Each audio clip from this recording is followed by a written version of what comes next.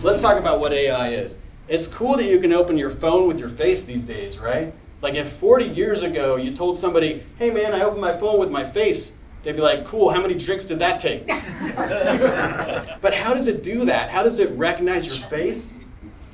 AI. It's already here, right?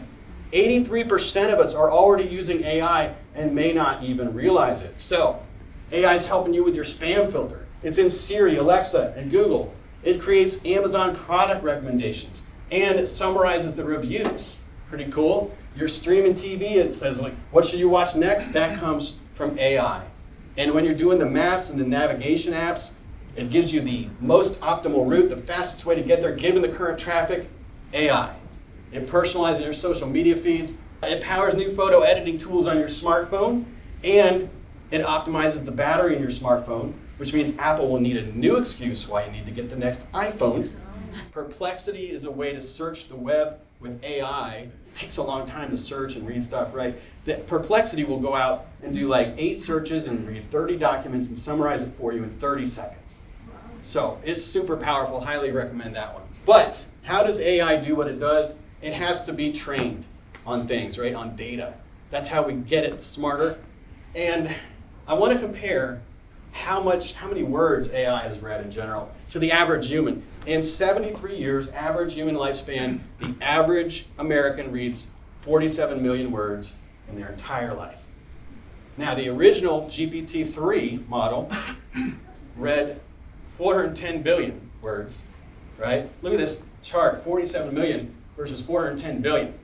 It's read a lot of words. And the current one, GPT-4, over 1 trillion words.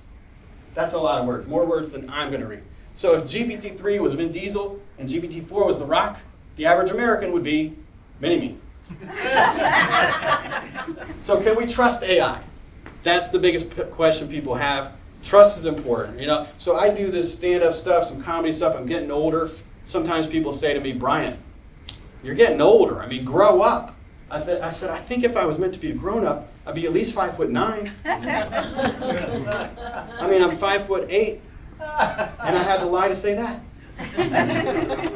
We can't lie because lying erodes trust. Trust is the foundation of everything. Our relationships, our business, everything. It's very important. PricewaterhouseCoopers did a study in 2022. They found that 72% of consumers are cool with AI to personalize their shopping experiences.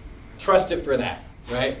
2023 study, 70% people said that they believe that AI benefits outweigh the risk, especially for education, the recommendations, and customer service. But then 2024, declining trust. 52% of Americans said we're worried about AI replacing our jobs. And 80% are concerned about cyber attacks using AI. What can we do with AI? What is the potential? I used to race sailboats, and I did pretty well racing sailboats because I had a speedboat. I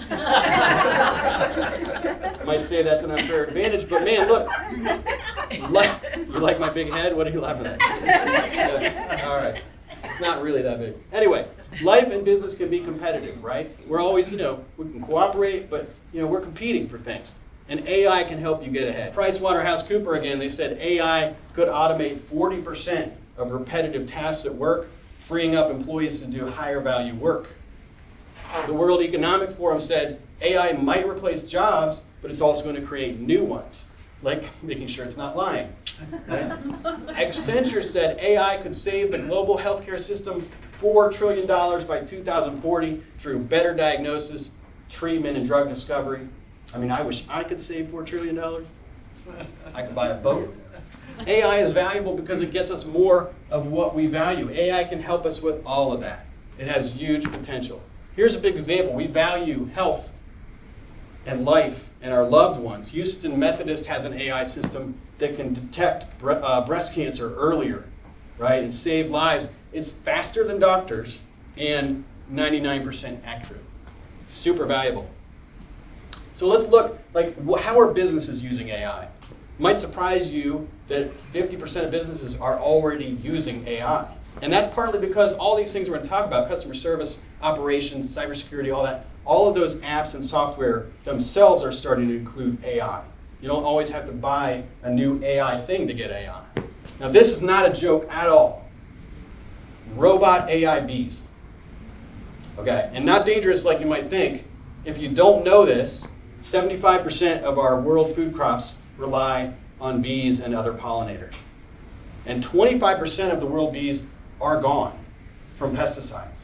It's a big problem. When that happens, it reduces crop yields by 50%, and that can lead to increased prices for food and nutritional deficiencies. So we need to solve this problem. AI robotic bees are a real solution. In India, they used AI to help chili farmers improve their crop yields. They increased the yields by 21%, they reduced pesticide and fertilizer use, and they doubled their income just using AI.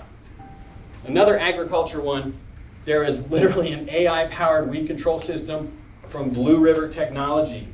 And what it does, these tractors have cameras that locate individual weeds or weed clumps, figure out what they are, and then design a personalized herbicide mix for that weed, right? And then the robotic sprinkler thing hits that weed. And it does this for thousands and thousands and thousands of weeds. 90% reduced herbicide usage might save us some bees, some real bees. Very powerful.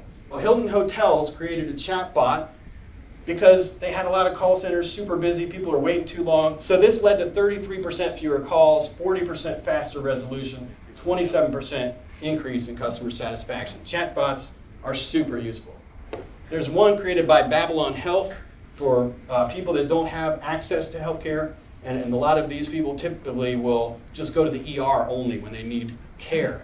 But this thing will allow you to talk to it about what's going on, and then it tells you what you should do, where should you go. That means 25% fewer unneeded ER visits. And who wants to be in the ER for 10 hours, right? And then be told you don't need to be there. So, 500,000 patients served, 70% positive reviews, great chatbot. UC Irvine created one for students. Whenever they have questions, what should I do, where should I go for this or that? After 70,000 student interactions, 85% satisfaction from students, and they got these students to the key online resources, which were typically on the website, but who can use the website of a typical university? Last thing I want to say, here's why human beings are special. As you might have figured out, I grew up kind of nerdy. That's why I'm always into this tech stuff. In high school, I read 40 Star Trek novels, and that's partly why I didn't kiss a girl until I was 17.